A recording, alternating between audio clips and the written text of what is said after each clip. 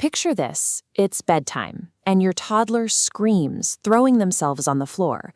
Your instinct might be to point them straight to the hallway. That response is the classic timeout.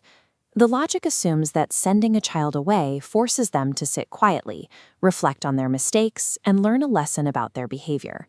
But developmental research proves this assumption wrong. Forced isolation actually exacerbates the bad behavior you're trying to stop.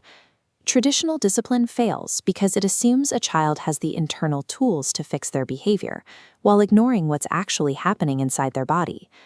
To understand what's really happening, we can look at the brain as a three-story house. The top floor is the thinking brain, handling logic and problem solving. The middle is the feeling brain, and the bottom is the survival brain. During a meltdown, that bottom floor takes total control. The child's nervous system detects a threat and triggers an intense fight, flight, or freeze response. Because the body is pouring all its energy into pure physical survival, the top floor of the brain, the logical part, goes completely offline and becomes inaccessible. This means trying to reason with, lecture, or logically discipline a dysregulated child is physically impossible. The biological hardware required to process your words is temporarily disconnected. When we send a child who is trapped in that survival state to sit in a room by themselves, we set off a dangerous biological sequence. The child's nervous system misinterprets this physical separation as a profound biological threat. Their body responds by flooding their bloodstream with stress hormones like cortisol. Sometimes a child in a timeout will eventually go quiet. Polyvagal theory reveals this isn't peaceful reflection. It is often a dorsal vagal shutdown, a trauma-like freeze response where the overwhelmed nervous system simply gives up. This fear-based shutdown might look like compliance, but it comes at a high cost. Forcing a child into submission through fear damages their core sense of safety. While a timeout might stop a behavior in the moment, it relies on separation during the very moments a child feels most vulnerable, weakening the sense of trust between parent and child.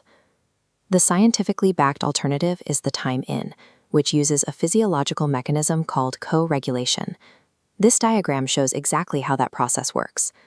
Co-regulation requires the reciprocal sending and receiving of physiological safety signals between two nervous systems, creating a cycle of relational engagement and affective stability.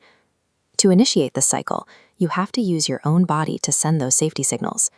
You lower the tone of your voice, make soft eye contact, and take slow, deep breaths. These parental cues of safety act as a biological override. They physically pull the child's nervous system out of threat mode and guide them back into a state of social engagement. A young child simply lacks the brain development to self-soothe. You have to act as their external emotional regulator until their internal hardware matures. To put this into practice, follow Dr. Bruce Perry's sequence. Start with regulate to calm their physical fight or flight response. Once settled, move to relate to establish emotional attunement. Finally, reach reason, where the thinking brain is ready for logic and correction. If you skip straight to the reasoning phase without regulating first, your efforts will fail, no matter how perfectly logical your argument is. To maintain the connection established during a time-in, you can use the PACE communication framework. This infographic highlights its 4 core elements: playfulness, acceptance, curiosity, and empathy. Curiosity is incredibly effective here.